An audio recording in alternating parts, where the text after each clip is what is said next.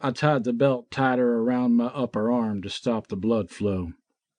Squeezing my fist every few seconds to pump up my vein, it didn't take me long to find Old Faithful. It never did.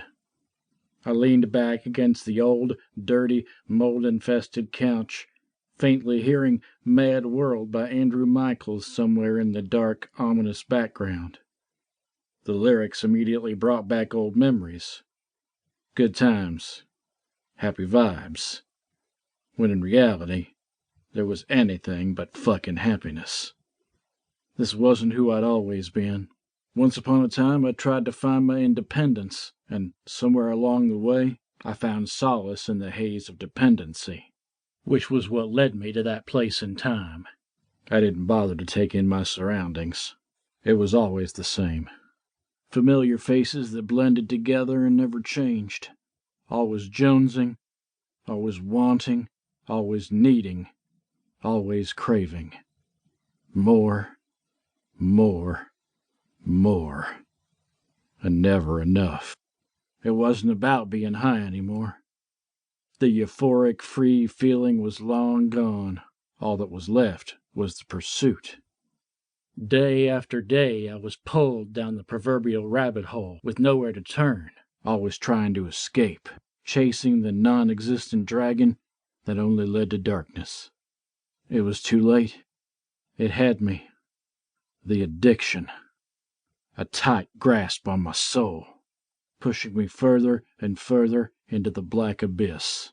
What goes up must come down. It's the law of physics, the code of life. I rode the high for as long as I could remember. I'd been so far up that there was nowhere left for me to go but straight to the bottom. All I wanted was to drown out the feeling of my entire body caving in on me, soothe the ache, throw fire on the chill, and ease the nausea. The only thing I could do to feel as if I wasn't dying was to kill myself a little more. I inserted the needle, welcoming the sting. My blood rushed in and I slowly pushed down the plunger. I wanted it to last.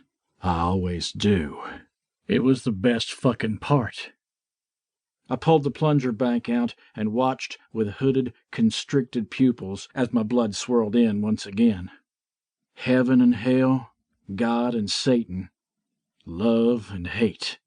It all blended together, forming a clusterfuck of hope and despair.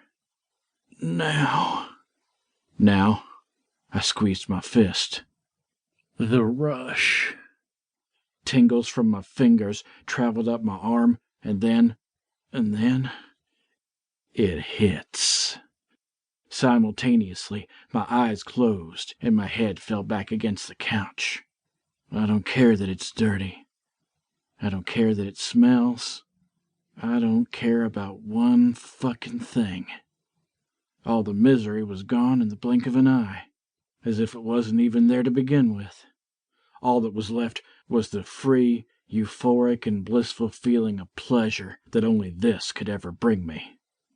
My heart was full, filling in the hollow existence that was my life. The pain numbed, even if it was only temporary. A few moments in time where the world faded into nothingness, and I was swimming in an endless pool of possibilities, not drowning in disappointment, judgment, and regret, the feeling like I was dead inside. Meanwhile, I just killed myself a little more. I heard echoes everywhere. Colors blended together, making it hard to focus on one thing. I blinked a few times, and just like that, I saw her face, like I always did. As if she was standing right in front of me, smiling, happy, laughing. My whole world. My girl. My lips curled up slightly at the vision as I reached out for her, wanting to touch her, needing to hold her, yearning to kiss her, craving. God, craving to fucking love her. I'm sorry, I murmured aloud to no one but the illusion of my drug-infested mind. I'm so fucking sorry, I repeated repentantly, longing for her to believe me, aching for her to love me again like she used to.